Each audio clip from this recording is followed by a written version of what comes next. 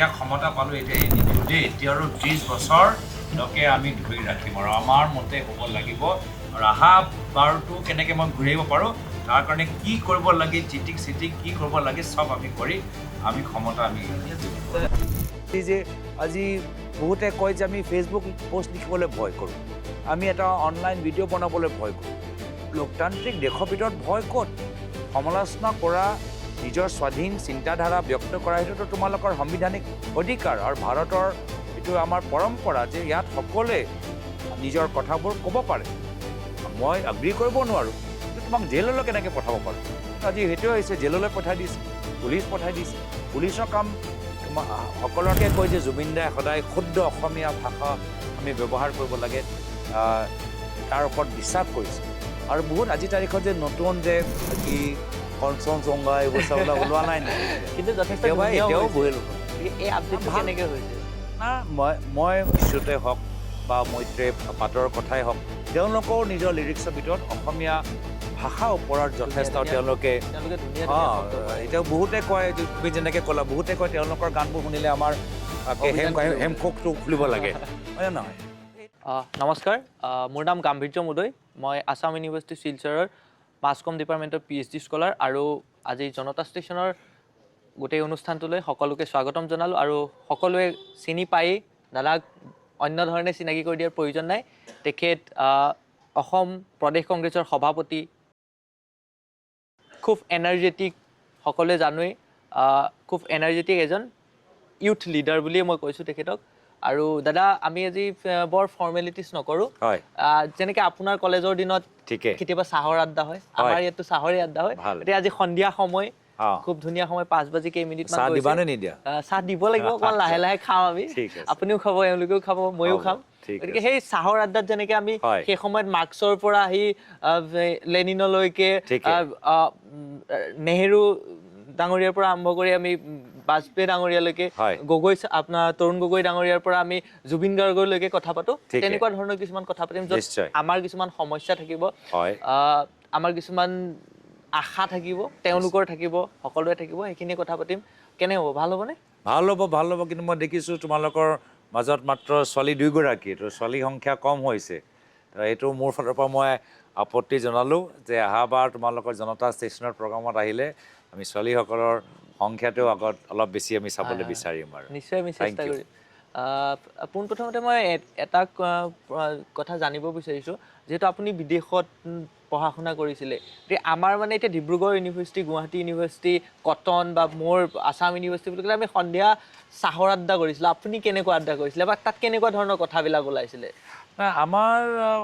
আড্ডা বহুত কম হৈছিলে হয় যিহেতু আমাৰ ক্লাছবোৰে 7:30 8টা বজালৈকে আমাৰ সন্ধিয়া ভাগৰলৈকে এটলিষ্ট মই যেতিয়া মাষ্টাৰ্ছ কৰিছিলোঁ ক্লাছ একদম সন্ধিয়া ভাগলৈকে আমাৰ ক্লাছবোৰ হৈ থাকে তো সেইকাৰণে তাৰপিছত আকৌ কৰিবলগীয়া নাই আৰু তাৰপিছত তোমালোকে ঘৰলৈ আহিলে আৰু তাৰপিছত পিছবেলাৰ মানে পিছদিনাৰ কামৰ কাৰণে তোমালোকে ৰেডি হ'লা তো সেইকাৰণে আড্ডা কেতিয়াবা মাজে মাজে যেনেকৈ আমি যেতিয়া চাকৰি কৰোঁ তেনেকৈ কিছুমান দিনত তোমালোকে জল্দি ফ্ৰী হৈ যোৱা শনিবাৰ দেওবাৰ আহিলে তেনেকুৱা কিবা এটা প্লেন কৰি লোৱা কিন্তু আড্ডা মানে মোৰ বিদেশতো মই বেছি আড্ডা মই ক'ব নোৱাৰোঁ আৰু বিদেশত খালি মাষ্টাৰ্ছ এটা কথা সেইটোৱে দেখিলোঁ যে আমাৰ ইয়াত আমাৰ দেশৰ ভিতৰত বহুত সময়লৈকে আমাৰ ঘৰৰ পৰা পইচা আহে আৰু আমি নিজৰ কামখিনি আমি পঢ়া শুনাবোৰ কৰি থাকোঁ কিন্তু বিদেশত মানে তেওঁলোককতো প্ৰায় 16 বছৰ 18 বছৰ সময়ৰ পৰা কোৱা যে তোমালোকে চাকৰি কৰা যিকোনো কৰা কিবা এটা চাকৰি কৰা তো সেই অভ্যাসটো তেওঁলোকৰ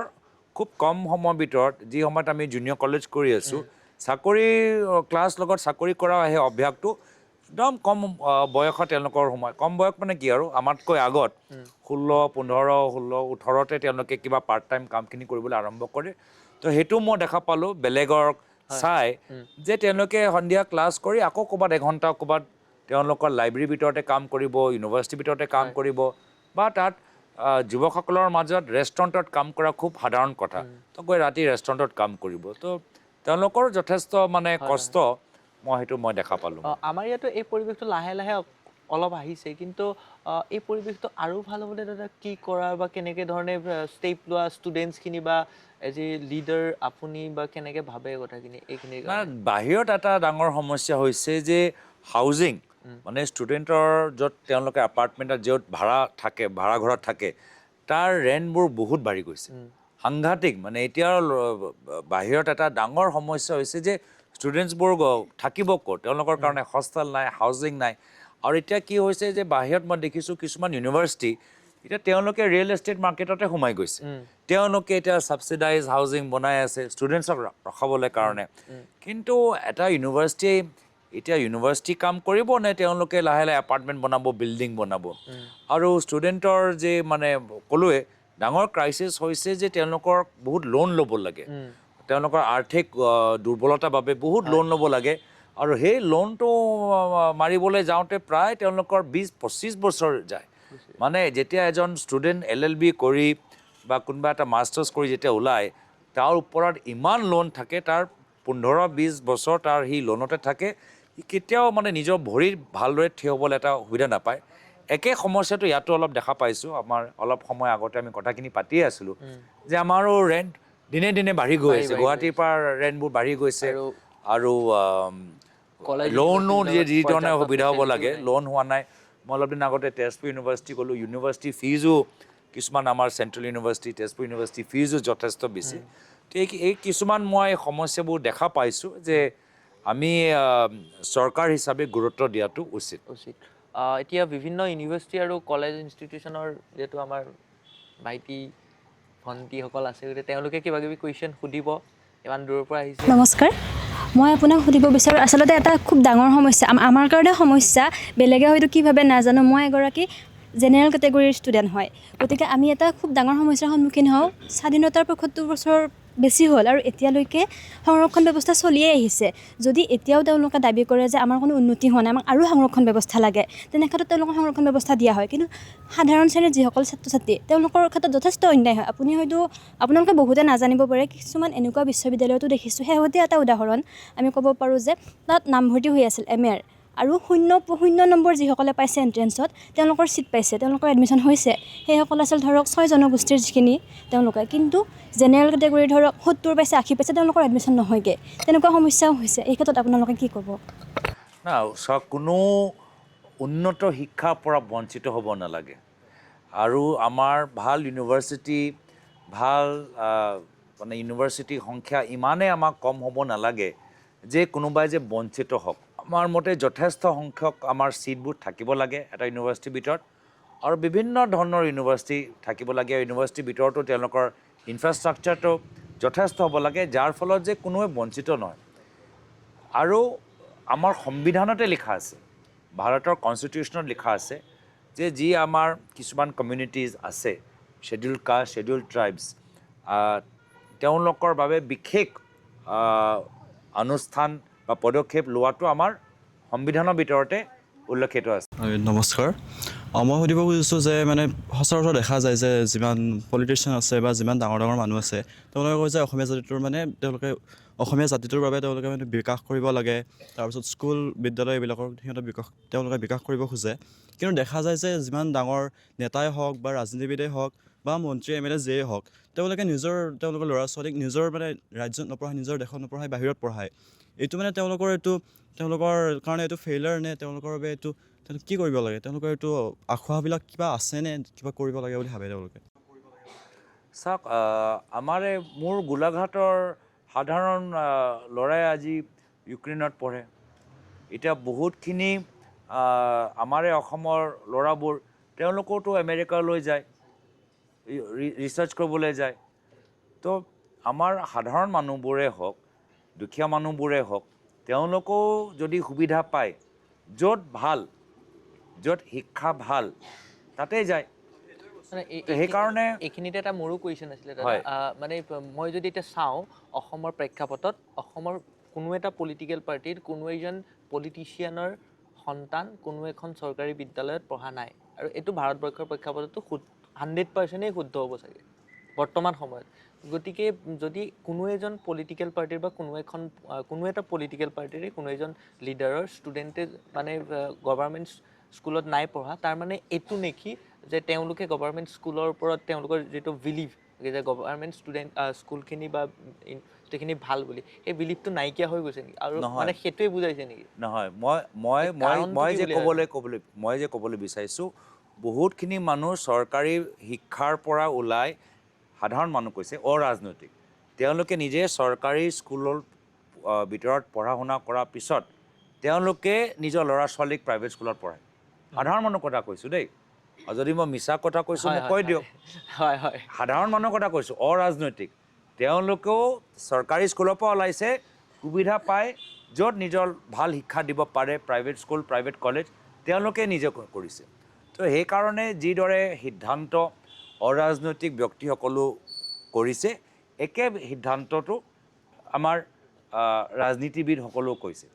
এনেকুৱাতো নহয় যে অৰাজনৈতিকসকলে চৰকাৰী স্কুলত পঢ়িছে আৰু সকলোৱে নিজৰ চৰকাৰী স্কুলতে পঢ়াই থাকে বা যিখন স্কুলত পঢ়িলে তাতে পঢ়ায় তেওঁলোকে ক'ব নহয় মোৰ ল'ৰা আছাম ভেলীত পঢ়ি আছে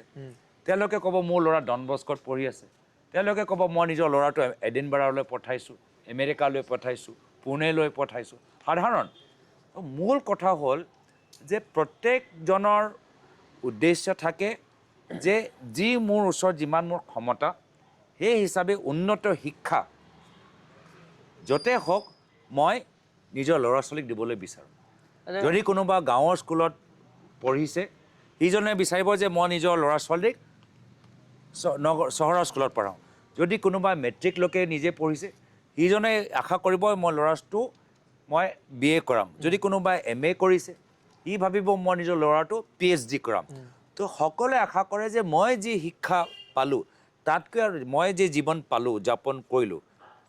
মই নিজৰ ল'ৰা ছোৱালীক আৰু তাতকৈ ভাল জীৱন দিব পাৰোঁ আপোনালোকৰ মা দেউতাসকলৰ কথা কওক বহুতেতো এতিয়া প্ৰাইভেটত পঢ়া নাই নেকি কিন্তু মা দেউতাসকলেতো চৰকাৰীতে পঢ়িছে তো সেইকাৰণে সেইটো এটা নৰ্মেল মানৱীয়তা এটা চিন্তাধাৰা কিন্তু ডাবল ষ্টেণ্ডাৰ্ডটো ক'ত আহে ডাবল ষ্টেণ্ডাৰ্ডটো আহে কি যদি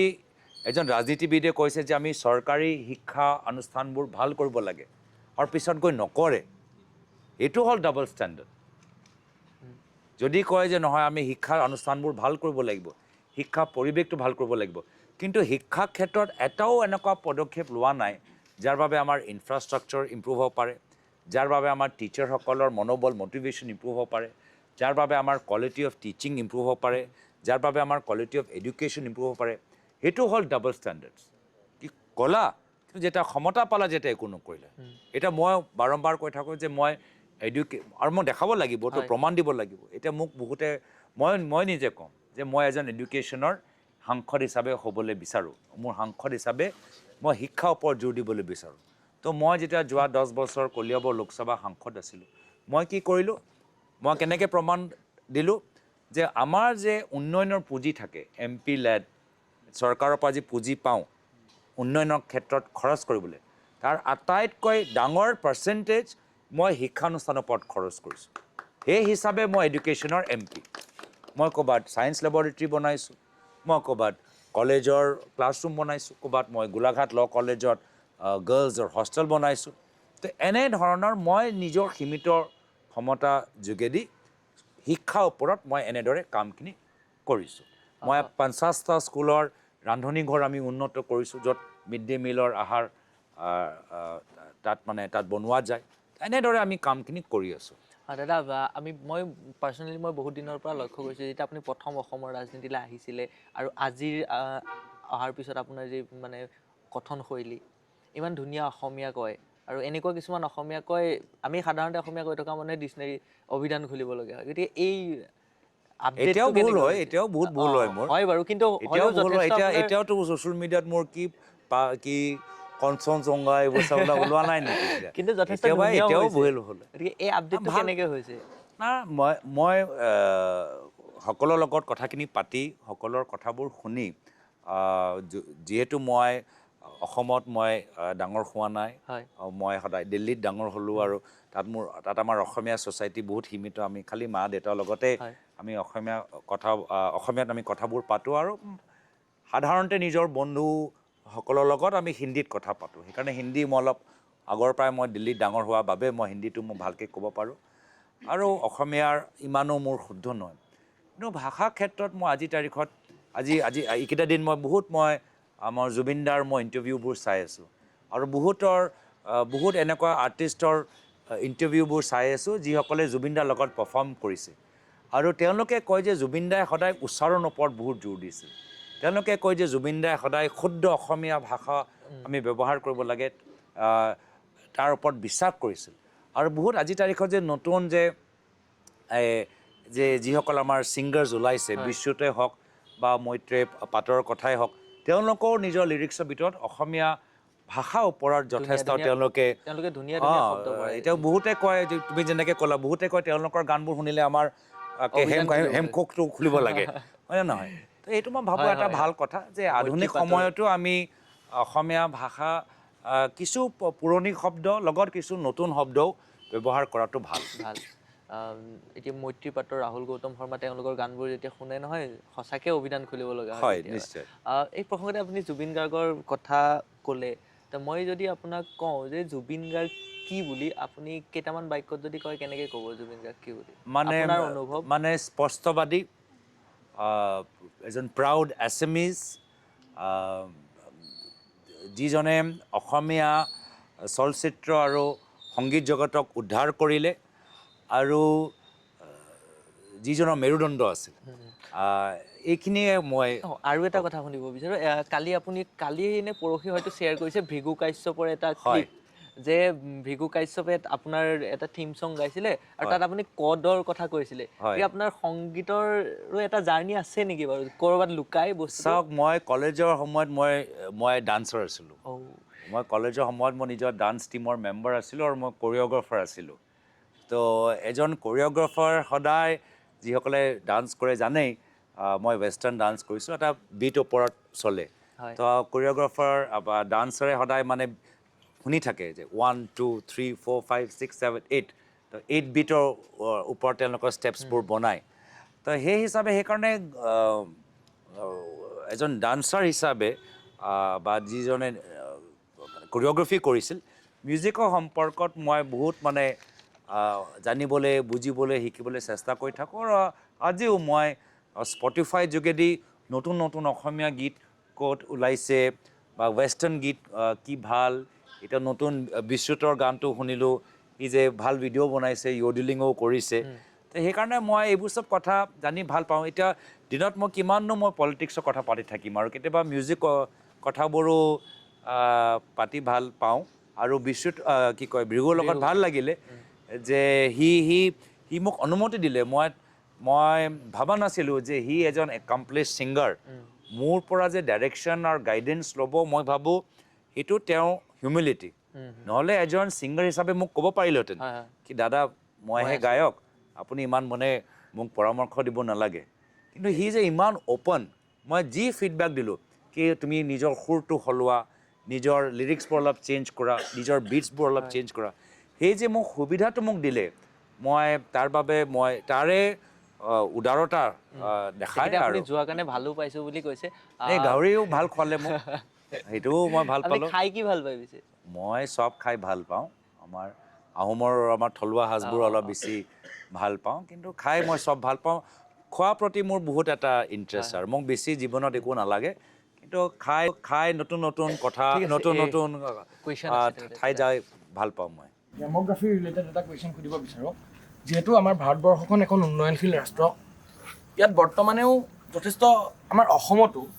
যথেষ্ট জনসংখ্যাৰ সমস্যা আছে জনসংখ্যাৰ সমস্যাৰ লগতে জনসংখ্যা দিনে দিনে বৃদ্ধি পাই আহিছে তাৰ লগতে আনএমপ্লয়মেণ্ট বাঢ়ি গৈছে তেনেকুৱা এটা প্ৰেক্ষাপটত চৰকাৰে ৰেচন কাৰ্ডৰ ব্যৱস্থা কৰি দিছে যাৰ আনএমপ্লয়মেণ্টৰ কাৰণে মানুহে খাবলৈ পোৱা নাই নিজৰ খাদ্যবস্তু যোগাৰ কৰিব পৰা নাই নিজে থাকিবৰ কাৰণে এটা ঘৰ বনাব পৰা নাই চৰকাৰে ঘৰ প্ৰদান কৰিবলগীয়া হৈছে ইন্দিৰা আৱাস যোজনাৰ পৰা আৰম্ভ কৰি প্ৰধানমন্ত্ৰী আৱাস যোজনা পৰ্যন্ত তেনেকুৱা এটা প্ৰেক্ষাপটত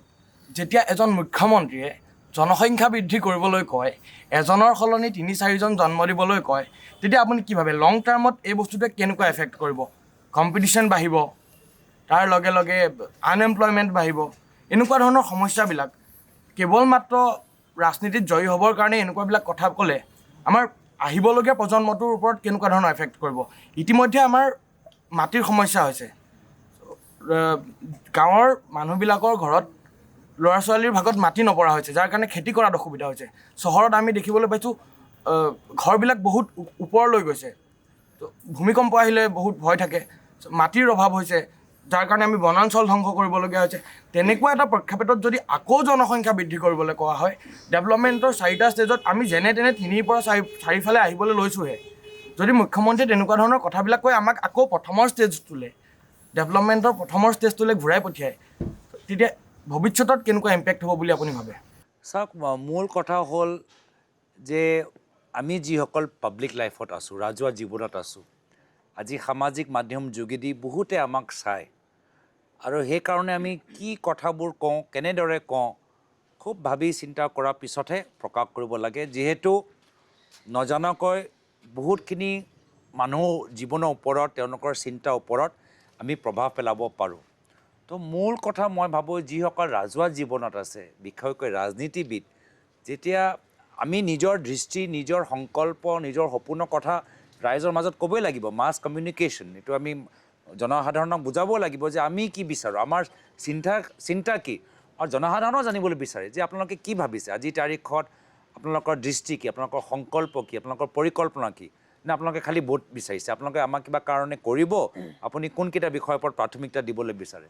তো অলপ এটা চেন্স অফ ৰেছপনচিবিলিটি নিশ্চয় থাকিব লাগে। আৰু জনসংখ্যাৰ ক্ষেত্ৰত আজি আমাৰ কিমান সমস্যা সকলোৱে দেখিছেই। আজি জনসংখ্যাৰ কাৰণে আমাৰ আটাইতকৈ আমাৰ প্ৰভাৱ আমাৰ এনভাইৰনমেণ্টৰ ওপৰত পৰিছে। আমাৰ গছ গছনি নাই, আমাৰ ক্লাইমেট চেঞ্জ যে হৈছে, তাতো জনসংখ্যা এটা ডাঙৰ কাৰণ। আজি যে এয়াৰ পলিউশ্যন, বায়ু প্ৰদূষণ আমি দেখা পাইছোঁ, জনসংখ্যা এটা ডাঙৰ কাৰণ। আৰু জনসংখ্যাৰ আৰু এইটো এনেকুৱা এটা জনসংখ্যা আমাৰ বিশেষকৈ ভাৰতবৰ্ষত, য'ত আমাৰ ছেমি স্কিল্ড আছে, হাইলি স্কিল্ডো আমি ক'ব নোৱাৰোঁ যে আমাৰ 80% ছেমি স্কিল্ড, 80% আমাৰ জনসংখ্যা আমাৰ হাইলি স্কিল্ড নহয়, 80% আমাৰ জনসংখ্যা আমাৰ ধনী নহয়। তো আমাৰ জনসংখ্যাৰ ভিতৰত বহুতখিনি তাত দুৰ্বলতা সোমাই আছে। আৰ্থিক দুৰ্বলতা, সামাজিক দুৰ্বলতা, শিক্ষাৰ দুৰ্বলতা, স্বাস্থ্যৰ দুৰ্বলতা। তো সেইকাৰণে যেতিয়া আমি দুৰ্বলতা, বৰ্তমানৰ জনসংখ্যালৈ যিখিনি দুৰ্বলতা, যিখিনি সমস্যা আমি সমাধান কৰিব পৰা নাই, এটা ৰাজনৈতিক এটা নেৰেটিভ, এটা চিন্তাধাৰা মানুহৰ মাজত ভয় সৃষ্টি কৰাৰ বাবে আমি এই ধৰণৰ কথা কোৱাটো মানে মই ভাবোঁ। আৰু তুমি চাবা, সাধাৰণতে এই ধৰণৰ কথাবোৰ পুৰুষৰ পৰা ওলাব দেই। এনেধৰণৰ কথা পুৰুষে ক'ব যে ল'ৰা ছোৱালী আৰু হ'ব লাগে। কোনো আজিৰ তাৰিখত মই ফিমেল পলিটিচিয়ান পোৱা নাই, এগৰাকী মহিলাক মই আজিৰ তাৰিখত পোৱা নাই যিগৰাকীয়ে ক'ব যে আৰু তোমালোকে 4জন সন্তান জন্ম দিয়া। এই পুৰুষৰ এটা এইটো এটা তেওঁলোকৰ এটা পেট্ৰিয়াৰ্কেলো এটা থিংকিং আছে, কি ক'ব জন্ম দিব লাগে, কিন্তু দায়িত্বটো নলয়। দায়িত্ব কোনে লয়? ঘৰৰ সেইগৰাকী মাতৃয়ে লয়। গোটেই ঘৰখন তেওঁলোকেহে চম্ভালে। চাকৰি কৰিব, ককাক দৰৱ দিব, ল'ৰা ছোৱালীক পঢ়াব, খানা ৰান্ধিব, নিজেও কৰিব। আৰু এইজন পুৰুষ ৰাজনীতিবিদে মাত্ৰ কৈ দিলে 4টা সন্তান দিয়া, আৰু তাৰ কামখিনি শেষ। মই ভাবোঁ অলপ আমি কথাবোৰ ৰেছপনচিবিলি কোৱাটো উচিত। চ' এটা মই এটা কুৱেশ্যন এটা সুধিব বিচাৰোঁ আপোনাক। এই কুৱেশ্যনটো মোৰ বেচিকেলি ভাৰতীয় লোকতন্ত্ৰৰ ওপৰত হৈছে। চ' মোৰ বৰ্তমান মই 2007 জন্ম, মই 18 হৈছোঁ জাষ্ট, আৰু 2029 নিৰ্বাচনত মই ভোট দিম ফাৰ্ষ্ট অফ অল, আৰু মষ্ট অফ আছ এতে ফাৰ্ষ্ট বা ছেকেণ্ড টাইম ভোট দিব। চ' এতে মই আপোনাক দুটা চিটুৱেশ্যন, দুটা কণ্টেক্সট উঠাৰিম যে ফাৰ্ষ্ট অফ অল মোৰ generation currently, my generation currently is trying to be very well versed in the unbiased form of democracy. এইটো SFI বা NSY জইন কৰি কেনে হ'ব পাৰে, ডিবেটিং কম্পিটিশ্যনছ হ'ব পাৰে, মডেল ইভেণ্টছ হ'ব পাৰে। That is the unbiased form of democracy, লোকতন্ত্ৰ। বাট যেতিয়া আমি ভাৰতীয় পাৰ্লিয়ামেণ্টক দেখোঁ, কাৰেণ্টলি মই ৰেফাৰ কৰিম ওম বিৰলা এগেইনষ্ট যোনটো কেছ চলিছে আনবায়াছৰ ওপৰত। চ' আমি দেখোঁ যে there a sort of growing sort of democratic authoritarianism, য'ত আমি এটা পাৰ্টিক ভোটত আনিটো দিওঁ, মানে ভোট কৰি কেনে নিৰ্বাচনত ভোট কৰি কেনে ৰুলিং পাৰ্টি বনাইটো দিওঁ, বাট তাৰপিছত গোটেই পাৰ্টিটো আনএকাউণ্টেবল হৈ যায়। চ' এনেকুৱা চিনাৰিঅ'ত আপুনি as the deputy leader of opposition, how would you assess the health of Indian politics, Indian democracy, আৰু as new voters what can we do to ensure that এনেকুৱা ধৰণৰ authoritarianism rise নহয়? চাওক খুব ভাল প্ৰশ্ন এই বিষয়ৰ ওপৰতো মই চিন্তা কৰি থাকোঁ মই যে দেখিছোঁ ৰাজনীতি আজিৰ তাৰিখত আগতে আমি ৰাজনীতি কৰিলেও যিকোনো চৰকাৰ কিয় নাথাকক তেওঁলোকে এটা সীমাৰ ভিতৰতহে নিজৰ ক্ষমতাটো ব্যৱহাৰ কৰিছিলে যিহেতু মিডিয়া যথেষ্ট সক্ৰিয় আছিলে যিহেতু কোৰ্ট যথেষ্ট সক্ৰিয় আছিলে যিহেতু চৰকাৰী অফিচাৰ এটা পৰ্যায়ৰ পিছত ক'বই কি নহয় এইটো ইলিগেল অৰ্ডাৰ মই পাছ কৰিব নোৱাৰোঁ বহুত অফিচাৰ আমাকে চেলেঞ্জ কৰিছিলে কি নহয় এইটো আমি পালন কৰিব নোৱাৰোঁ এইটো গোটেই অৰ্ডাৰটো ইলিগেল কিন্তু আজিৰ তাৰিখত এই এনেকুৱা পৰিস্থিতি তেতিয়াহে চলিব পাৰে যেতিয়া ইনষ্টিটিউশ্যন সন্থাবোৰ শক্তিশালী হৈ থাকে সংস্থা মানে জুডিচিয়াৰী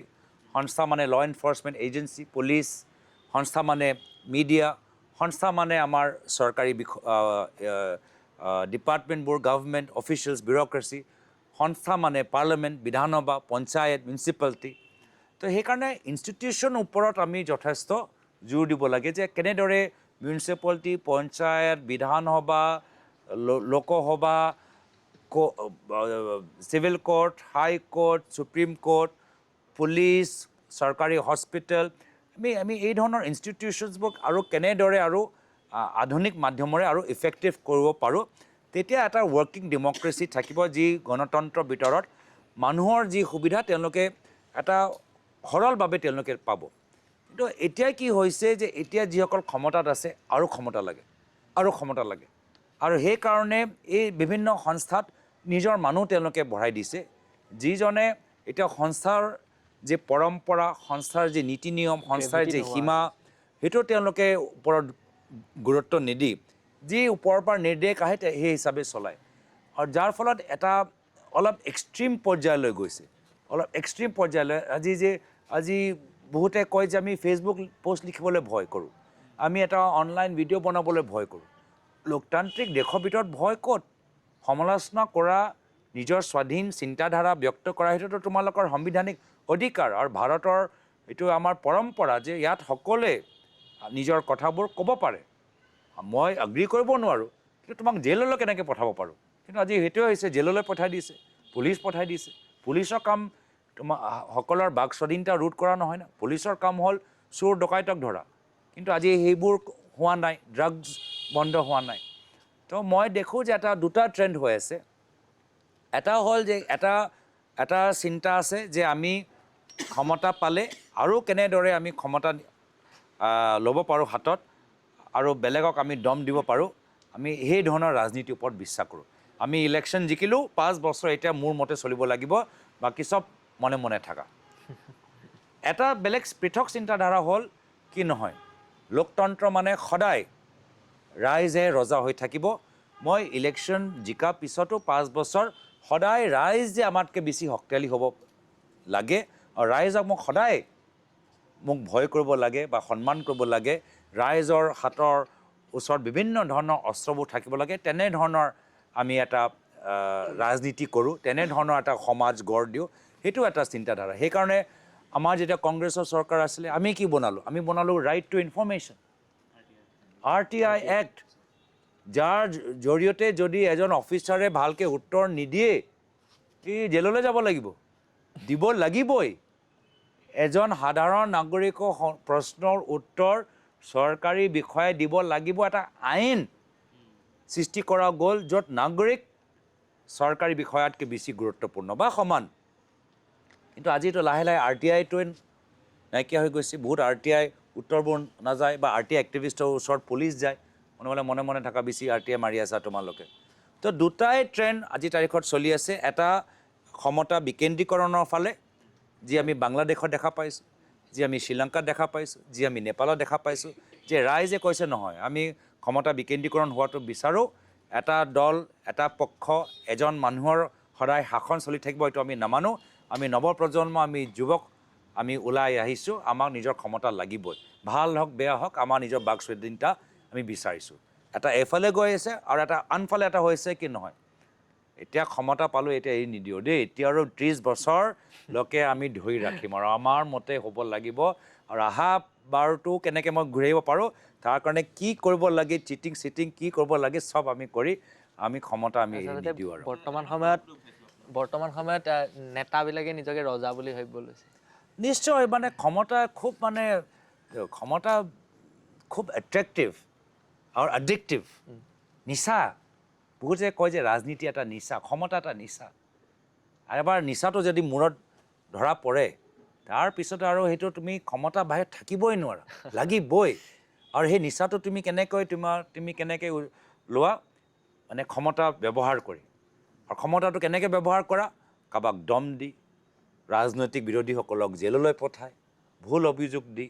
কাৰোবাক তেনেধৰণৰ সেই নিচাটো মানে হৈ থাকে মানে ক্ষমতা যেটা নিচা হৈ যায় সেইকাৰণে আমি যিসকলে আমাৰ কথা হ'ল যে এই নিচাৰ পৰা আমি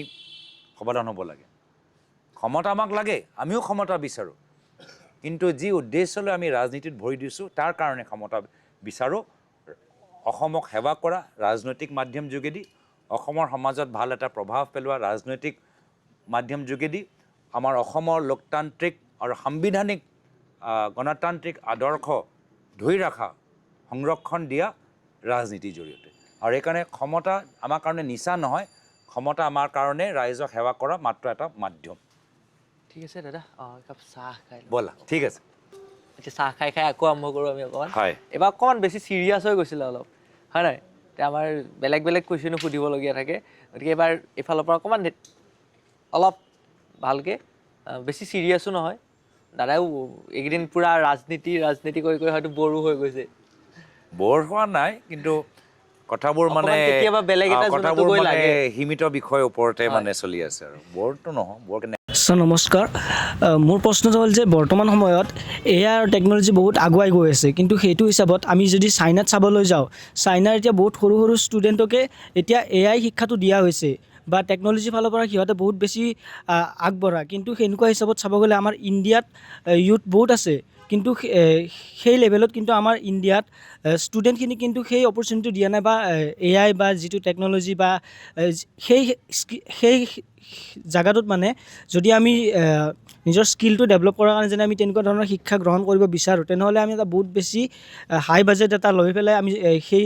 স্কিলটো ল'ব লাগিব কিন্তু যদি কোনোবা এটা দৰিদ্ৰ পৰিয়ালৰ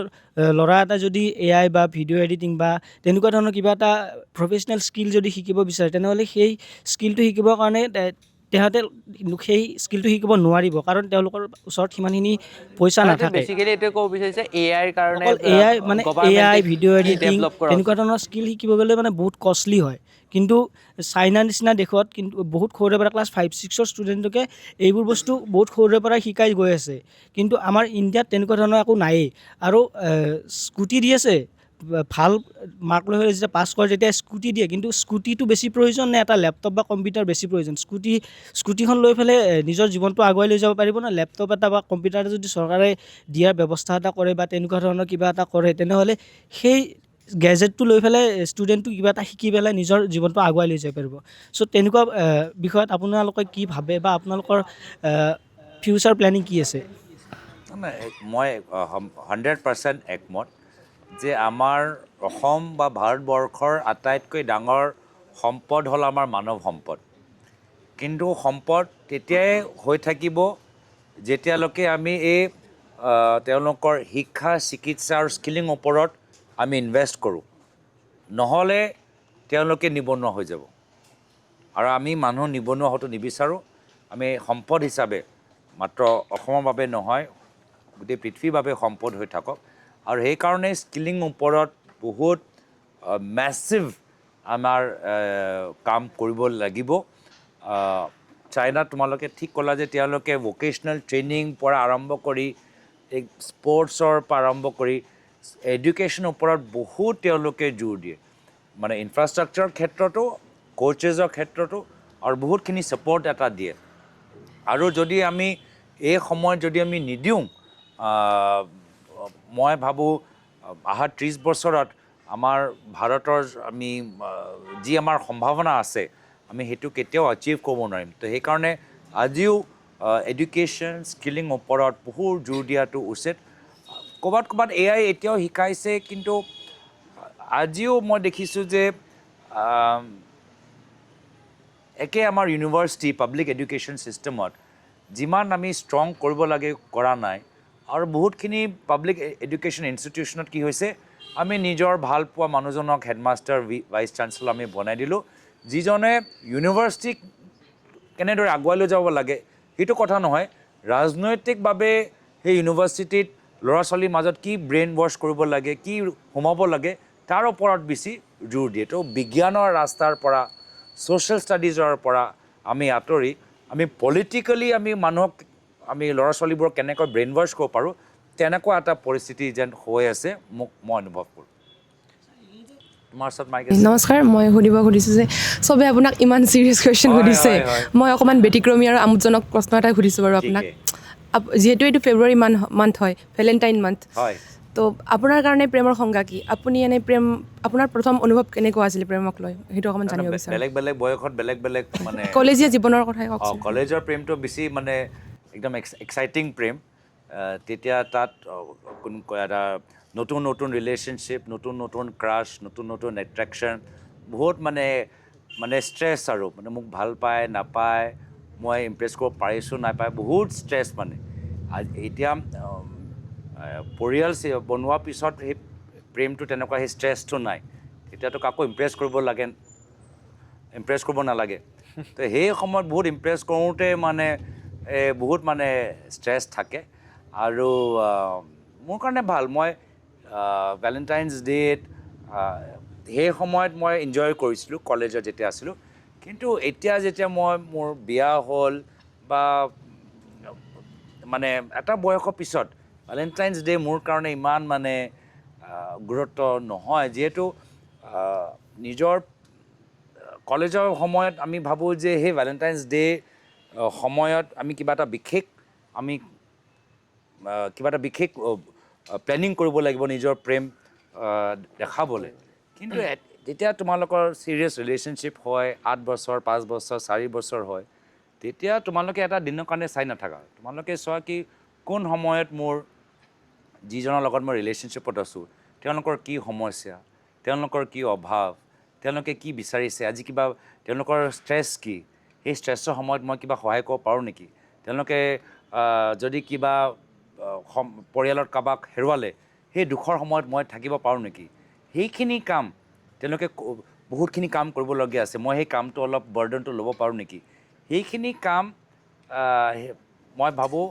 ভেলেণ্টাইন্স ডে'তকৈ বেছি স্পেচিয়েল আৰু বেছি ৰোমান্টিক মই দাদা এইটো ক'ব বিচাৰিছে নেকি যে প্ৰথম যেতিয়া প্ৰেম হয় তেতিয়া ভেলেণ্টাইন ডে'টো ইম্পৰ্টেণ্ট থাকে কিন্তু পাছলৈ সেইখিনিতকৈ দুখ আৰু সুখখিনি সমভাগী হোৱাটো বেছি ইম্পৰ্টেণ্ট হয় এটা মানে সেইটো এটা ফেষ্টিভেল হিচাপে ইম্পৰ্টেণ্ট থাকে আৰু পিছত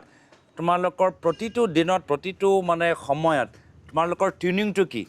তুমি টিউনত আছা নে তোমালোকে পাত্তাই দিয়া নাই বুজিয়ে পোৱা নাই হৈ কি আছে তোমাৰ গাৰ্লফ্ৰেণ্ডে কিবা কথা কৈ আছে মই বুজিয়ে পোৱা নাই মোৰ ওপৰেদি গৈ আছে বা মই পাত্তাই দিয়া নাই তো সেইটো মানে সেই টিউনিংটো সদায় থকা যেনে গাড়ী টিউনিংটো হ'ব লাগে টিউনিংটো মেইনটেইন কৰাটো মই ভাবোঁ বেছি ইম্পৰ্টেণ্ট বেছি গুৰুত্বপূৰ্ণ আইনৰ ছাত্ৰ আছে আমাক দুই এটা কুৱেশ্যন সুধিলে এইটো আইনৰ ছাত্ৰ তেতিয়া পাতল প্ৰশ্ন নুসুধিব একদম গভীৰ প্ৰশ্ন সুধিব ঠিকে ধৰিবলৈ পাইছে ছাৰ মই আপোনাৰ সঠিকে ধৰিছে যিহেতু মই আইনৰ ছাত্ৰ আৰু আজি আপোনাৰ বাৰ্তালাপত মই ভাবোঁ যে ভালেকেইগৰাকীও আইনৰ ছাত্ৰ ইয়াত আজি আহি উপস্থিত হৈছে আপোনাৰ সৈতে বাৰ্তালাপ কৰিছে আৰু বহুত আমি ভাল লাগিছে আপোনাৰ সৈতে বাৰ্তালাপ কৰি আজিৰ সন্ধিয়া সময়খিনি মোৰ প্ৰথমটো প্ৰশ্ন হৈছে যিহেতু 1948 চনত সেই সময়ত প্ৰথম অসমৰ প্ৰধানমন্ত্ৰী স্বৰ্গীয় গোপীনাথ বৰদলৈদেৱে তেখেতে গুৱাহাটী হাইকোৰ্টক স্থাপিত কৰিছিলে গুৱাহাটী বিশ্ববিদ্যালয়ক স্থাপিত কৰিছিলে যি গৌৰৱোজ্জ্বল প্ৰায় ৭৫টা বছৰ এতিয়ালৈকে ক্ৰম কৰিলে কিন্তু ইতিমধ্যে আমি এটা বস্তু চাই বহুতে দুখিত হৈছোঁ যিহেতু ময়ো এগৰাকী আইনৰ ছাত্ৰ বা মোৰ দৰে বহুত ছাত্ৰ যিয়ে নেকি বহুত দূৰৰ পৰা যায় গুৱাহাটীৰ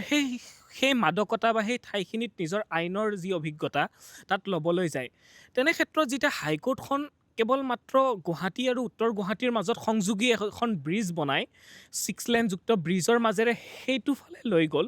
অৰ্থাৎ ৰংমহললৈকে স্থানান্তৰ কৰিলে সেই ৭৫টা বছৰ গঢ়ি যোৱা সেই আইনৰ মন্দিৰখনত এক প্ৰকাৰে চৰকাৰে চাব গ'লে আইনৰ মন্দিৰত এটা হাতুৰিৰ কোব পেলোৱাৰ দৰে হৈছে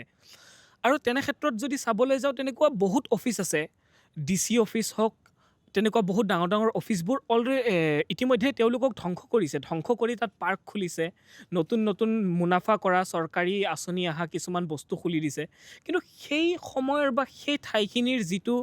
সন্মানীয় সেই স্থাপীয় শিল্পৰ যিটো সেই নমুনাৰ ওপৰত এক প্ৰকাৰে চৰকাৰে নিজৰ আধিপত্য বিস্তাৰ কৰিবলৈ চেষ্টা কৰা যেন ইতিমধ্যে পূৰা দেখিবলৈ আমি পাইছোঁ। তেনে ক্ষেত্ৰত ভৱিষ্যতত বা অনাগত দিনত আমাৰ প্ৰত্যেকগৰাকীৰ জীৱনলৈ যিসমূহ বস্তু জড়িত থাকিব তাত এক প্ৰকাৰে চৰকাৰে হাতুৰিৰ কোব পেলাব বুলি মই হয়তো ভাবিব পাৰোঁ। এই ক্ষেত্ৰত যদি আপোনালোকৰ যদি আগন্তুক সময়ত চৰকাৰে আহে তেনেহ'লে এই ক্ষেত্ৰত কেনেকুৱা ধৰণৰ ব্যৱস্থা সেই যিবোৰ বস্তু অলৰেডি স্থানান্তৰ কৰি দিলে সেই পুৰণি ঠাইৰ পৰা, সেই পুৰণি ঠাইৰ বস্তুখিনিৰ সেই মাদকতাসমূহ সম্পূৰ্ণ ঘূৰাই আনিবলৈ সক্ষম হ'ব পাৰিবনে? চাওক, আমাৰ চেষ্টা সদায় থাকিব যে মানুহে কি বিচাৰে আৰু মানুহৰ সমাজৰ বিচৰা মতে কামখিনি কৰা। যদি মানুহৰ সুবিধাৰ কাৰণে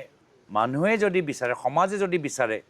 কি নহয় এইটো এটা চৰকাৰী সংস্থা আমি বন্ধ কৰিব লাগিব বা স্থানান্তৰকৰণ কৰিব লাগিব, তেতিয়া আমি সেইখিনি আমি পূৰণ কৰিবলৈ চেষ্টা কৰিম। আৰু আমি যদি আমাৰ চৰকাৰৰ ফালৰ পৰা কিবা এটা সিদ্ধান্ত লৈছোঁ, তাৰ মেৰিট ডিমেৰিট দুটাই কষ্ট বেনিফিট আমি মানুহক বুজাবলৈ চেষ্টা কৰিম। কিন্তু সদায় আমাৰ চেষ্টা থাকিব যে মানুহৰ কথাটো শুনা, মানুহৰ কথা আমি এনে পেলাই থ'ব নোৱাৰোঁ। আৰু যদি কয় আমি কনভিন্স কৰিব নোৱাৰোঁ, ৰাইজে যদি কয় কি নহয় আমাক নালাগে, কিবা কাৰণত কয় আমাক দলং নালাগে, কিবা কাৰণত কয় আমাক পাৰ্ক নালাগে, কিবা কাৰণত কয় আমাক এনেকেই লাগে, তেতিয়া আমি ৰাইজৰ অনুসৰিয়ে কামখিনি কৰিম। যিহেতু আমি ৰাইজৰ প্ৰতিনিধি, আমি মানে কোনোবা ওপৰৰ পৰা আমি অহা নাই, ৰাইজে আমাক বনাইছে, আমি ৰাইজৰ প্ৰতিনিধি। ৰাইজে আমাক দায়িত্ব দিছে যে মোৰ বিচৰা কামখিনি তোমালোকে কৰিবা। মই ৰাইজৰ বিৰুদ্ধে যাব নোৱাৰোঁ, সেইটো নিয়মে নহয় বা পৰম্পৰা নহয়। সেইকাৰণে মোক ক্ষমতা ৰাইজে দিয়া নাই, সেইটো ক্ষমতাৰ মানে এক প্ৰকাৰ হিচাপে আমি ব্যৱহাৰ শুদ্ধ কৰা নাই। তো সেইকাৰণে আমাৰ চেষ্টা সদায় থাকিব যে একদম সদায় লিচনিং, যেনেকৈ আমি ফিডবেক লৈ থাকোঁ, কোম্পানীয়ে ফিডবেক লৈ থাকে কেনেকৈ পালা, আমাৰ কামখিনি ভাল পালানে, আমাক ৰেটিং দিবা। তো আমাৰ উদ্দেশ্যটো তেনেকুৱা যে আমি সদায় ৰাইজৰ পৰা ৰেটিং বিচাৰি থাকিম যে আমাৰ কাম ভাল হৈছেনে আৰু কেনেকৈ ভাল কৰিব পাৰোঁ, এইটো কাম লৈ আপোনালোকে সন্তুষ্ট নহয়, আৰু যদি সন্তুষ্ট নহয় কি কৰাটো উচিত। তো আমাৰ কথাটো হ'ল যে আমি ৰাইজৰ ওপৰত শাসন চলাবলৈ নহয়, ৰাইজৰ কথা শুনিহে কাম কৰাটো আমি বিচাৰোঁ। এতিয়া মই শিক্ষাৰ ক্ষেত্ৰত মোৰ নিজৰ কিবা এটা চিন্তাধাৰা, সেইখিনি মোৰ দৃষ্টি থাকিব পাৰে, কিন্তু যদি তোমালোকৰ মূল সমস্যা মই সমাধান কৰিব নোৱাৰোঁ শিক্ষাৰ ক্ষেত্ৰত, তেতিয়া কিয়নো মই তোমালোকে ভোট ল'লোঁ। তোমালোকৰ বিচৰা মতে আৰু নিজৰ এটা অনুভৱ লৈহে এটা বহল আমি দৃষ্টি ল'ব পাৰোঁ, সেয়া আমাৰ চেষ্টা থাকিব। আৰু বেলেগ বেলেগ ইছ্যুৰ বেলেগ বেলেগ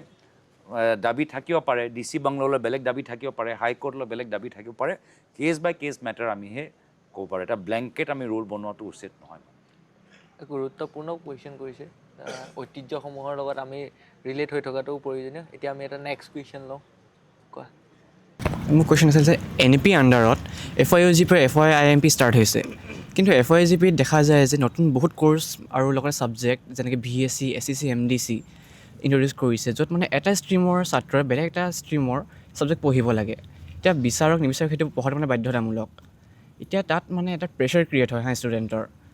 যোনটো আণ্ডাৰত আহি ইহঁতি মানে একাডেমিক্সত বহুতেই বেয়া কৰিব পাৰে। মই নিজে ফাৰ্ষ্ট চেমত বহুত বেয়া কৰিছিলোঁ। চ' তাৰ পাছত যেতিয়া কিছুমানৰ 6th চেম পাইছে, ইহঁতৰ 4th year ষ্টাৰ্ট হ'ব লাগে, কিন্তু এটা কনফিউজন হৈ আছে যে 4th year ষ্টাৰ্ট কৰিব কেনেকৈ কৰিব, ইনফ্ৰাষ্ট্ৰাকচাৰ ক'ত, টিচাৰ ক'ত। চ' এই কনফিউজনৰ মাজত ষ্টুডেণ্ট টিচাৰ চবেই মানে একেলগে গৈ আছে। আৰু যদি চোৱা যায় বহুতে কয় আমাক এক্সপেৰিমেণ্টেল বেটছ বুলি। চ' এই টেগত আমাৰ যোনটো এটা প্ৰেছাৰ ক্ৰিয়েট হৈছে, সেই প্ৰেছাৰৰ চলিউশ্যনত কিবা ক'ব পাৰে নেকি যে আমি কি কৰিব পাৰোঁ বা আমাৰ নেক্সট কি হ'ব পাৰে, বা 3rd year যদি পঢ়োঁ তাৰ পাছত কি কৰিম আমি? চাওক, সেইটোৱে মানে আমি কিবা নীতি, সেইকাৰণে আমাৰ চৰকাৰী নীতি বনোৱা আগত অলপতো অধ্যয়ন কৰিব লাগিব না, যে আমি সেই নীতি ৰূপায়ণ কৰিব পাৰোঁ নে নোৱাৰোঁ। খুব ভাল কথা যদি আমি সকলোৱে সংস্কৃত জানো, খুব ভাল কথা যদি আমি মেথমেটিক্স আমি সংস্কৃত মাধ্যম যোগেদি আমি পঢ়াবলৈ চেষ্টা কৰোঁ বা খুব ভাল কথা কি যদি আমি বেদিক মেথছ আমি বাধ্যমূলক কৰাওঁ কিন্তু মোৰ টিচাৰে নাই বেদিক মেথছৰ তো মই নীতি বনালোঁ কিন্তু মোৰ তাৰ বাবে তৈয়াৰীটো নকৰিলোঁ ক'ৰবাত আমাৰে গাফিলিটি আমি সেই পৰিস্থিতিয়ে তৈয়াৰ নকৰিলোঁ যেতিয়া তোমালোকে এটা যুদ্ধলৈ যোৱা তেতিয়া তোমালোকেতো হাতত বন্দুক আছে বুলেট আছে চব লৈ যোৱা তো তেতিয়াহে গৈ তুমি যোৱা এতিয়া NAP এনেকুৱা হ'ল যে আমি ৰণত নামিলোঁ দেখিলোঁ মানে বন্দুক লগত ফাইট কৰিব লাগে কিন্তু আমাৰ ট্ৰেইনিঙে নাই বন্দুকটো বাটন ট্ৰিগাৰটো ক'ত তেনেকুৱা হৈছে আৰু হয় তোমালোকৰ কোৱাৰ দৰে বহুতখিনি আজি দিল্লীত ভিতৰতো মই যেতিয়া মানুহবোৰ লগ পাওঁ ষ্টুডেণ্টছৰ লগ পাওঁ প্ৰফেচৰবোৰো যথেষ্ট অসন্তুষ্ট ভিতৰৰ অঞ্চলত মাজুলী গ'লে মাজুলী ষ্টুডেণ্টছবোৰ ক'ব যে এইটোতো আমাক যথেষ্ট পিছুৱাই দিলে তো মই যে NAP লগত NAP পক্ষত কোৱা আজিলৈকে এজনো মই প্ৰফেচৰ বা ষ্টুডেণ্ট মই পোৱা নাই সকলৰ কথাবোৰ একেই আমাৰ ক্লাছ নাই অপ্ৰয়োজনীয় অদৰকাৰী প্ৰফেচৰে কৈছে কি আমাক শিকাইছে সকলোৱে কৈছে এইটো এটা এক্সপেৰিমেণ্টেল বেটছ আনফৰ্চুনেটলি আৰু এটা প্ৰাইম এক্সাম্পল কি শুদ্ধ ইচ্ছা থাকিলেও যদি তৈয়াৰী নাথাকে তো নীতি ভাল প্ৰভাৱ আনাতকৈ উল্টা মানে আৰু হলটেকত মানুহক পেলাব পাৰে নমস্কাৰ ছাৰ মোৰ নাম বিৰাজ দাস মই গুৱাহাটী বিশ্ববিদ্যালয়ৰ ছাত্ৰ নৃতত্ব বিভাগৰ ছাৰ আপোনাৰ খবৰ ভাল ভাল তোমাৰ কেনেকুৱা ছাৰ মোৰ ভাল ছাৰ তুমি স্পৰ্টছ খেলা নেকি য়েছ ছাৰ কি স্পৰ্টছ ক্ৰিকেট য়েছ ছাৰ আৰু মানে এজ এ তোমাৰ bowler batsmen wicket keeper batsmen বেছি বল অলপ চলপ কৰোঁ আৰু স্কুলৰ টিমতো আছিলা স্কুলৰ টিমত আছিলোঁ এণ্ড ভাৰ্চিটি উইকত অলপ চলপ খেলোঁ গুড কোৱা ছাৰ আমাৰ NAP মতে 5 year ইণ্টিগ্ৰেটেড প্ৰগ্ৰাম যিটো আমি পঢ়ি আছোঁ যদি আমি ভৱিষ্যতৰ ফালে চাওঁ as a student I want to ask you that প্লেচমেণ্টৰ কিবা সুবিধা আছে নেকি প্লেচমেণ্টৰ কোনো ব্যৱস্থা আছে নেকি সেইটোৰ ওপৰত আপোনাৰ মন্তব্য মই ইমান ক'ব নোৱাৰোঁ তোমালোকে কি দেখিছা মই প্লেচমেণ্টৰ কথা আজিৰ তাৰিখত ইউনিভাৰ্চিটিৰ ভিতৰত প্লেচমেণ্ট কেনেকুৱা কিমান আগবাঢ়ি গৈছে মোকো অলপ জানিব লাগিব কিন্তু তোমালোকে নিজৰ ছিনিয়ৰ্ছ পৰা কি শিকিছা বা কি শুনিছা প্লেচমেণ্টৰ ক্ষেত্ৰত ছাৰ এনেই প্লেচমেণ্টৰ কথা এনেই ডাইৰেক্টলি মেনশ্যন কৰা নাই বাট আমাৰ NAP মতে কোৱা হৈছিলে কিবা এটা প্লেচমেণ্ট দিব বুলি কৈছে on the basis of ranking something so' এনেকৈ শুনিছিলোঁ মই যাৰ লগত আলোচনা কৰিছোঁ NAP সম্পৰ্কত প্লেচমেণ্টৰ কথাও যদি ওলাইছে কিন্তু আজিলৈকে প্লেচমেণ্ট যে ক'ৰবাত ভালকৈ ইমপ্লিমেণ্ট কৰিব পাৰিছে মই তেনেকুৱা উদাহৰণ দেখা নাই মই বিচাৰোঁ যে ক'ৰবাত এটা মডেল এটা দেখা পাওঁ যে প্লেচমেণ্ট তেওঁলোকে ভালকৈ কৰিছে যাৰ ফলত সেইটো আমি ৰেপ্লিকেট কৰিব পাৰোঁ বা স্কেল আপ কৰিব পাৰোঁ কিন্তু ময়ো NAP সম্পৰ্কত ক'লোৱে যে আজিলৈকে যে কোনোবাই প্ৰশংসা কৰিছে বা আমি স্বাগতম জনাইছে মই দেখা পোৱা নাই আকৌ মানে বহুতখিনি কাম কৰিব লাগে আছিল মানে হ'ব পাৰে আমাৰ সমস্যাটো আছিলে যে আমাক বেলেগ এটা দৰৱ লাগিছিল আকৌ চৰকাৰে আমাক বেলেগ দৰৱ দিলে আমি বিচাৰিছোঁ পেটৰ দৰৱ আৰু আমাক দিলে মানে কিবা মানে জিভাৰ দৰৱ দিলে ছাৰ মোৰ পলিউশ্যনৰ ওপৰত কুৱেশ্যন ছাৰ আজিকালি আপুনি চাব ইণ্ডিয়া ডেভেলপিং কাণ্ট্ৰি হয় বাট আমাৰ আৰ্বান ইণ্ডিয়া ফেইল কৰি আছে অলমষ্ট ছাৰ আমাৰ গুৱাহাটীত ডাষ্ট বাঢ়ি গৈছে দিল্লীত মানুহে উশাহ নাপায় চ' আপোনালোকে পাৱাৰত আহিলে এবাৰ আপোনালোকে কি কৰিব আৰ্বান প্লেনিঙৰ কাৰণে বা চিটি ইম্প্ৰুভ কৰিবলৈ চাওক একেৰাহে মই কিছুমান নিয়ম অলৰেডি আছে যে ডাষ্ট যে সৃষ্টি হয় জেনেৰেট হয় সেই ডাষ্টটো কেনেকৈ মিনিমাইজ কৰিব লাগে আজিৰ তাৰিখত আমাৰ ভাৰতৰ ভিতৰত ডাষ্টৰ কাৰণে পলিউশ্যন বৃদ্ধি হোৱাৰ মূল কাৰণটো হ'ল কনষ্ট্ৰাকশ্যন হৈ আছে আৰু এই কনষ্ট্ৰাকশ্যনত যে সৰু সৰু যে কনষ্ট্ৰাকশ্যন ডাষ্ট য'ত চিলিকা সোমাই আছে য'ত গ্ৰানাইট সোমাই আছে য'ত চিমেণ্ট সোমাই আছে এইটো ইমান মিহি যে ডাইৰেক্টলি তোমাৰ লাংজত সোমাই গৈছে তো যিমান ইয়াত চিমেণ্ট গ্ৰানাইটৰ যিমানবোৰ কনষ্ট্ৰাকশ্যন হৈ আছে তাৰ পৰা যি ডাষ্ট ওলাই চব তোমালোকৰ লাংজত গৈ তোমালোকৰ লাং কেপাচিটি ইম্পেক্ট কৰিছে আৰু সেইকাৰণে কনষ্ট্ৰাকশ্যনটো আগৰ পৰাই হৈ আছে চাইনাতো কনষ্ট্ৰাকশ্যন ডাষ্ট হয় কিন্তু চাইনাত ইমান ধৰণৰ পলিউশ্যন কিয় নাই চাইনাতো ধামধুম দলং চলং বনোৱা নাই নেকি তাতোতো বনাইছে কিন্তু তেওঁলোকে কেনেকৈ নিয়ন্ত্ৰণ কৰিলে তো সেইকাৰণে আমি কনষ্ট্ৰাকশ্যন ডাষ্টৰ ওপৰত যি ধৰে কনষ্ট্ৰাকশ্যন ছাইট ওপৰত যি ধৰণৰ প্ৰটেকশ্যনটো দিব লাগে আমি তাৰ ওপৰত বেছি গুৰুত্ব আমি দিম য'ত হেভি কনষ্ট্ৰাকশ্যন হৈছে তাত নিশ্চয় ডাষ্ট মেনেজমেণ্টৰ কাৰণে যিখিনি চৰকাৰী গাইডলাইন সেইখিনি যে ফ'ল' হৈছে নে নাই হোৱা তাৰ ওপৰত আমি গুৰুত্ব দিম দাদা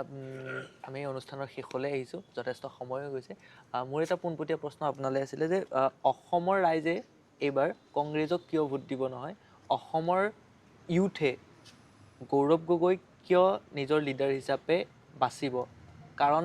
অনলি মানে এইটো কাৰণেই নে যে তেওঁ এজন য়ং লিডাৰ নে অন্য কিবা কাৰণত থাকিব পাৰে ছাৰ মোৰ কথা মই ক'লোৱে যে মোৰ ৰাজনীতি হ'ল ক্ষমতা বিকেন্দ্ৰীকৰণ মই ভাল পাওঁ আমাৰ সমাজৰ লগত ইণ্টাৰেক্ট কৰা মই সমাজক গুৰুত্ব দিয়াটো ভাল পাওঁ সমাজক সন্মান দিয়াটো ভাল পাওঁ সমাজক ক্ষমতা দিয়াটো ভাল পাওঁ সমাজক প্ৰশ্ন কৰা অধিকাৰ দিয়াটো ভাল পাওঁ সমাজৰ প্ৰতি দায়বদ্ধ হৈ সমাজৰ যি আশা সপোন তেওঁলোকৰ সপোন বাস্তৱ কৰাটো মই ভাল পাওঁ ভগৱানে মোক বহুত দিলে মই মোৰ যথেষ্ট মই অভিজ্ঞতা লাভ কৰিলোঁ সেয়া লৈ মই কি কৰিব পাৰোঁ সেই উদ্দেশ্য লৈ মই ৰাজনীতিত ভৰি দিছোঁ আৰু মই যুৱ সমাজ আৰু ৰাইজৰ ওপৰত এৰি দিছোঁ যে তেওঁলোকে নিজৰ বিবেকেৰে তেওঁলোকে চিন্তা কৰিব যে পৰৱৰ্তী সময়ত কি সিদ্ধান্ত লোৱাটো উচিত মই নিজৰ ৰাজনৈতিক মোৰ যে ফিলচফি মই মানুহৰ মাজত প্ৰকাশ পৰৱৰ্তী সময়ত যদি কংগ্ৰেছে চৰকাৰ গঠন কৰে তেতিয়া অসমৰ ইউথৰ কাৰণে কেনেকুৱা ধৰণৰ তিনিটা কাম যদি মই আপোনাক উল্লেখ কৰিব কওঁ বৰ্তমান সময়ত যিখিনি হোৱা নাই বা হোৱাটো মানে এটা হ'ল নো ডাউট এডুকেশ্যনৰ মতলব scaling higher education cost of education one is education second is of course unemployment যে তাৰ ভিতৰত মানে ফাৰ্ষ্ট এমপ্লয়মেণ্ট অপৰচুনিটি প্ৰথম চাকৰি ক'ত লাভ কৰিবা প্ৰথম ইনকাম জেনেৰেটিং অপৰচুনিটি কি হ'ব তোমালোকৰ এমপ্লয়মেণ্ট আৰু থাৰ্ড মই ভাবোঁ যে এতিয়াও আমাৰ যে ফ্ৰীডম অফ স্পীচ মানে বাক স্বাধীনতা তেওঁলোকে নিজৰ কথাবোৰ কওক বৰ্তালাপ কৰিব নোৱাৰা নিয়ন্ত্ৰণ কৰিব নোৱাৰা তেওঁলোকক আমি কেনেকৈ তেওঁলোকৰ আমাৰ অসমৰ ভিতৰত বিশেষকৈ বহুতখিনি আৰ্টিষ্ট আছে ক্ৰিয়েটিভ আমাৰ অসমীয়া সমাজ এটা ক্ৰিয়েটিভ সমাজ মানে এটা পৰিৱেশ হৈছে এটা গান লিখিলে এটা কবিতা লিখিলে আমিতো বিচাৰোঁ গান হওক কবিতা হওক মিম কৰক ষ্টেণ্ড আপ কমেডি হওক তো বিশেষভাৱে আমাৰ ক্ৰিয়েটিভ এটা ছ'চাইটি আমি গঢ় দিব পাৰোঁ আৰু জুবিনদাৰ কোৱাৰ দৰে মানে সকলোৱে যে স্পষ্টবাদী হওক সকলোৱে ক্ৰিয়েটিভ হওক সকলোৱে নিজৰ সমাজৰ প্ৰতি গৌৰৱ অনুভৱ কৰক আৰু সকলোৱে মানে ডেম কেয়াৰ হৈ থাকক মানে তেনেকুৱা এটা যুৱক সমাজ আমি গঢ় দিবলৈ বিচাৰোঁ এজ এ ৰিচাৰ্চ স্কলাৰ মোৰ আৰু এটা মানে কুৱেশ্যন আছিলে যে যেতিয়া আমি বিভিন্ন ৰিচাৰ্চ স্কলাৰক লগ পাওঁ তেতিয়া মানে আমাৰ চেণ্ট্ৰেল ইউনিভাৰ্চিটিখনত এটা ষ্টাইফেন আহে নন নেট ফেল'শ্বিপ বুলি এইটো 8,000 টকা আহে আজি 20 বছৰমানৰ পৰা সেই 8,000 টকাই চলি আছে গতিকে বৰ্তমান সময়তো 8,000 টকাৰ এজন ৰিচাৰ্চ স্কলাৰ চলি থাকিব পৰাটো সম্ভৱ নহয় গতিকে এইটো বিষয়ত মানে বিভিন্ন ৰিচাৰ্চ স্কলাৰ এটা ডিমাণ্ড থাকে যে বঢ়াব লাগে এই প্ৰসংগত আপুনি কি ক'ব না মই কৈছোঁ যে কষ্ট অফ ইউনিভাৰ্চিটিখিনিৰ যিখিনি ৰিচাৰ্চ স্কলাৰ আছে তেওঁলোকে কোনো ষ্টাইফেন নাপায় মই ক'লোৱে যে আমাৰ প্ৰথম আমাৰ উদ্দেশ্য হ'ব শিক্ষা জগতৰ ভিতৰত কিছু ভাল পদক্ষেপ লোৱা যি পদক্ষেপ লৈ আমাৰ বৰ্তমানৰ আগত পৰৱৰ্তী সময়ত আমাৰ বিভিন্ন নৱপ্ৰজন্মক সহায় কৰে আৰু তাৰ ভিতৰত কষ্ট অফ এডুকেশ্যন আমি কষ্ট কেনেকৈ কমাব পাৰোঁ বা আৰ্থিক ছাপৰ্ট আমি কেনেদৰে বৃদ্ধি কৰিব পাৰোঁ তাৰ ওপৰত আমি জোৰ দিম আৰু নিশ্চয় আমি বিভিন্ন ইউনিভাৰ্চিটি আৰু বিভিন্ন ষ্ট্ৰীমৰ বেলেগ বেলেগ সমস্যা থাকিব পাৰে আৰু থাকিবই আৰু সেইকাৰণে আমি সেইখিনি লৈ এটা হোৱাইট পেপাৰ বনাই প্ৰথমে আমি সমস্যাবোৰ একত্ৰিত কৰিব লাগিব সমস্যাবোৰ বুজিব লাগিব সমস্যাটো ভালকৈ বুজিলেহে আমি এটা প্লেনিং কৰিব পাৰিম নহ'লে আমি পিচ বাই পিচ কৰি থাকিলে কিছুমান ক্ষেত্ৰত কাম কৰিম কিছুমানত নহ'ব তো প্ৰথম হ'ল এটা হলিষ্টিক যেনেকৈ NEP বেয়া বস্তু নহয় মানে কনচেপ্টটো কি আমি গোটেই ৰাষ্ট্ৰৰ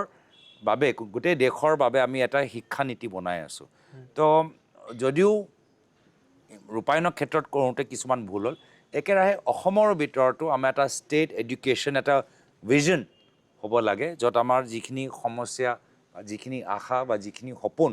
AI পৰা আৰম্ভ কৰি বিভিন্ন কথাবোৰ ওলালে এইখিনি যে সম্পূৰ্ণ ক'ব তাৰ কাৰণে এটা ব্ৰড আমাক আছাম এডুকেশ্যন ভিজন লাগিব। আজি এডুকেশ্যনৰ ক্ষেত্ৰত অসমৰ নাম নীতি আয়োগৰ ষ্টেটিষ্টিক্সত তলৰ পৰা 5 নম্বৰ। আমি ভালকৈ কেনেকৈ আমি 10 বছৰ ভিতৰত তলৰ পৰা 5 পৰা আমি ওপৰলৈ 5 আনিব পাৰোঁ, তাৰ কাৰণে আমাৰ চেষ্টা থাকিব। ধন্যবাদ দাদা।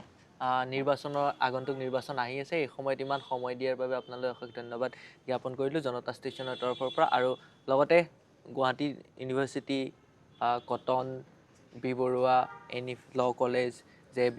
সকলোৰে পৰা অহা ষ্টুডেণ্টলৈ অশেষ ধন্যবাদ জ্ঞাপন কৰি জনতা ষ্টেচনৰ আজিৰ অনুষ্ঠান ইমানতে সমাপ্ত কৰিছোঁ। ধন্যবাদ।